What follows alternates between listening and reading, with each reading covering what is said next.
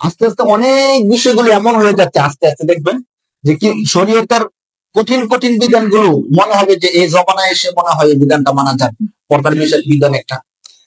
এরপরে economic system, পুরো global বিশ্বের মধ্যে যে ইকোনমিক সিস্টেমটা যেভাবে সুদের মধ্যে ফেলে দেওয়া হচ্ছে, আপনি দেখেন যে এমন কয়টা ঘর বাকি আছে যারা কিস্তি থেকে মুক্ত, লোন থেকে মুক্ত, ব্যাংকিং সিস্টেম থেকে মুক্ত, কয়টা ঘর বাকি আছে। ব্যাংকার ব্যাংকে কাজ করে, তাকে বললে সে আমাদের কাছে বলে যে দেখেন আমি তো ব্যাংকের মধ্যে লোন লেনদেন কোনো কিছু করি না ব্যক্তিগত নিজের জন্য, শুধু কারবার কোনো কিছু করি না, আমি ব্যাংকের মধ্যে জাস্ট চাকরি করি, এটা আমার চাকরি ডিউটি, সকাল 8টায় যাই বিকালে আমি আসি। তো আমাকে যে টাকাটা দেওয়া হয় সেই টাকাটা দেওয়া হয় শ্রমের বিনিময়ে। টাকাটা কিসের বিনিময়ে দেওয়া হয়? শ্রমের বিনিময়ে দেওয়া হয়। তাহলে আমি নিজে বা নিজের পরিবারের জন্য, নিজের আত্মীয় স্বজনের জন্য আমি কিন্তু সুদি কারবার করি না, ব্যাংক থেকে 1 টাকা লোন আমি নিই না, শুধু আমি চাকরি করে বেতন নিই। আমার টাকাটা কি হালাল না হারাম?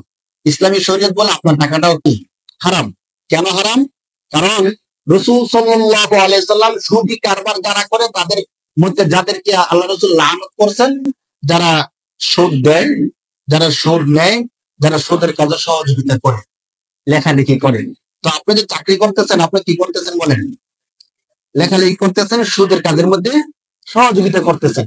তো এখন যে ব্যক্তি চাকরি করে টাকা নিচ্ছে সেও কিন্তু সুদ থেকে মুক্ত না, তাহলে কে মুক্ত?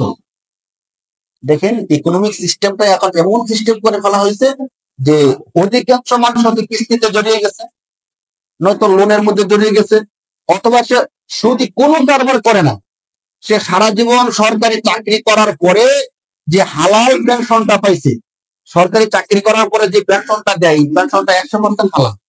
ওলামা একরাম বলেন বলেন শরীয়তের দৃষ্টিকোণ থেকে এই পেনশনের টাকাটা কি 100%? 14 লাখ টাকা, 15 লাখ টাকা, অবস্থা অনুযায়ী যত টাকা পায়, টাকাটা পুরোটা কি একটু বলেন, টাকাটা কি হালাল? এই হালাল টাকাটা এখন তার বয়স হয়ে গেছে মোটামুটি, এখন সে কোনো কাজ কারবার করবে, ব্যবসা করবে, এই সিস্টেম নাই। এখন সে কি করলো, এই টাকাটা ব্যাংকের মধ্যে রেখে দিল 20 লাখ টাকা।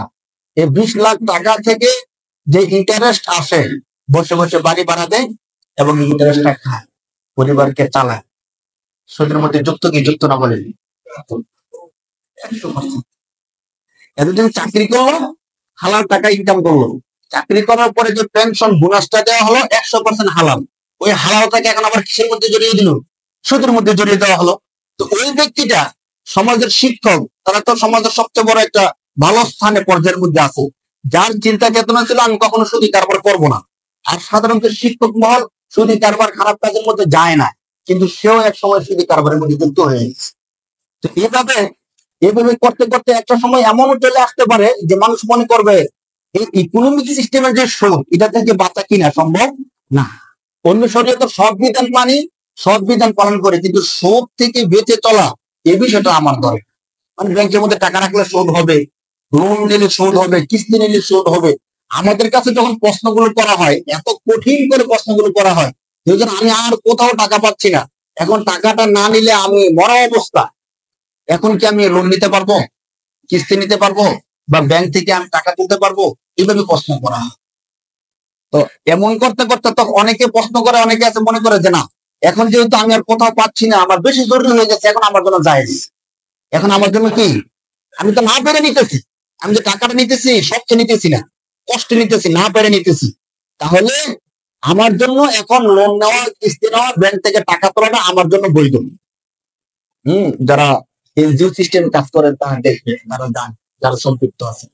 তো এখন কি হয়েছে, ধরুন কোন ব্যক্তি যদি শুধু কারবার করে বা ব্যাংক থেকে লোন নেয়, কিস্তি নেয়, গুনার কাজ করতেছে, আল্লাহ চাইলে তাকে কি করতে পারেন? মারাত্মক গুনাহ, কিন্তু আল্লাহ চাইলে ক্ষমা করতে পারেন। কিন্তু যখন সে মনে মনে এই জিনিসটা মনে করলো যে এখন আমার জন্য এই সুদ নেওয়াটা বৈধ, যেহেতু আমার আর কোনো উপায় নাই, আমি বাধ্য, নিরুপায়, এখন আমার জন্য এই সুদি কারবার করাটা কি বৈধ, তার ইমান থাকলো না গেল, ইমান শেষ। কারণ সে একটা হারামকে কি মনে করতেছে, হালাল মনে করতেছে। কোরআনের বিধান অনুযায়ী কোন মুসলমান হালালকে হারাম মনে করলে এবং হারামকে হালাল মনে করলে সাথে সাথে তার ইমান কি হয়ে যায়, বাতিল হয়ে যায়।